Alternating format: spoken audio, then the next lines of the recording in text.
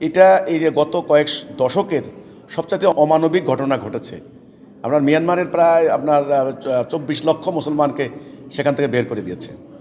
এখানে বিশ্ব মানবতা নীরব। জাতিসংঘ তো কোনো ভিত্তিই নাই, কোনো কিছুই নেই, কেউ কিছু করলো না, কেউ কিছু বললো না, আসিয়ান পর্যন্ত কেউ কিছু বললো না।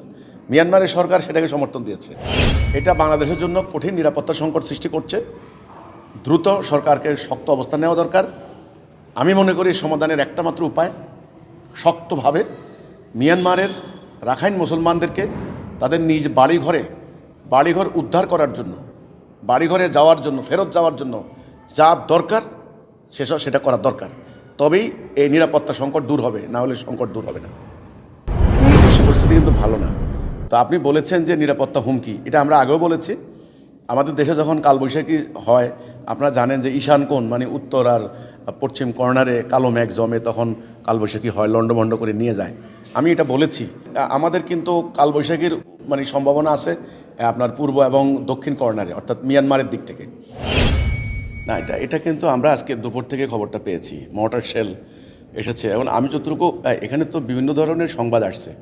কেউ বলছেন যে একটা মেয়ে শিশু সে মারা গেছে এবং আহত হয়েছে কয়েকজন।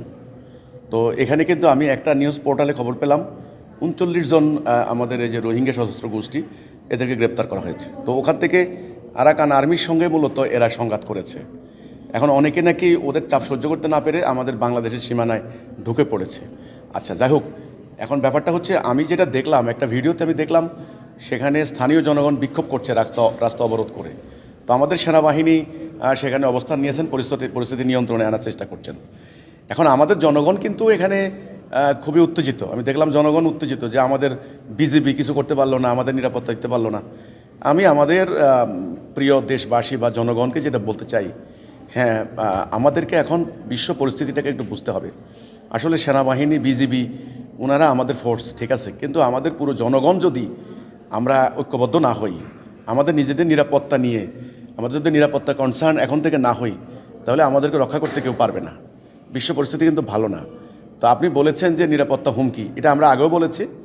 আমাদের দেশে যখন কালবৈশাখী হয়, আপনারা জানেন যে ঈশান কোণ মানে উত্তর আর পশ্চিম কর্নারে কালো মেঘ জমে, তখন কালবৈশাখী হয়, লণ্ডভণ্ড করে নিয়ে যায়। আমি এটা বলেছি, আমাদের কিন্তু কালবৈশাখীর মানে সম্ভাবনা আছে আপনার পূর্ব এবং দক্ষিণ কর্নারে, অর্থাৎ মিয়ানমারের দিক থেকে। এটা এই যে গত কয়েক দশকের সবচেয়ে অমানবিক ঘটনা ঘটেছে। আপনার মিয়ানমারের প্রায় আপনার 24 লক্ষ মুসলমানকে সেখান থেকে বের করে দিয়েছে। এখানে বিশ্ব মানবতা নীরব। জাতিসংঘ তো কোনো ভিত্তিই নাই, কোনো কিছুই নেই, কেউ কিছু করলো না, কেউ কিছু বললো না, আসিয়ান পর্যন্ত কেউ কিছু বললো না। মিয়ানমারের সরকার সেটাকে সমর্থন দিয়েছে।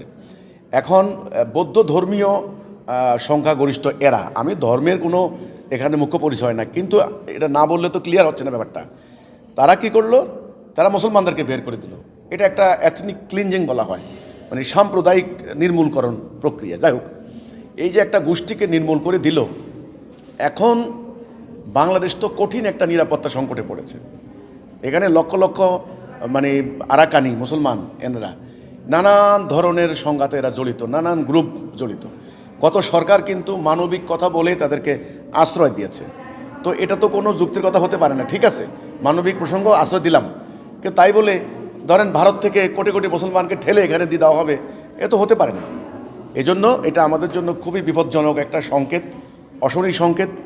এই আরাকান আর্মি এরা যেভাবে আমাদের দেশের উপরে প্রায় সীমান্ত অতিক্রম করে হামলা চালাচ্ছে, আমরা দেখতে পাচ্ছি আমাদের কক্সবাজারগামী আপনার হলো পর্যটকবাহী নৌকার উপরে গুলি চালিয়েছে। আবার আমাদের যারা জেলে আছে তাদেরকে ধরে নিয়ে গেছে অনেককে। এ পর্যন্ত কিন্তু ওই কর্নারে এগুলো হয়েছে, মাদক এবং অস্ত্র চোরাচালানের একটা রুটে পরিণত হয়েছে।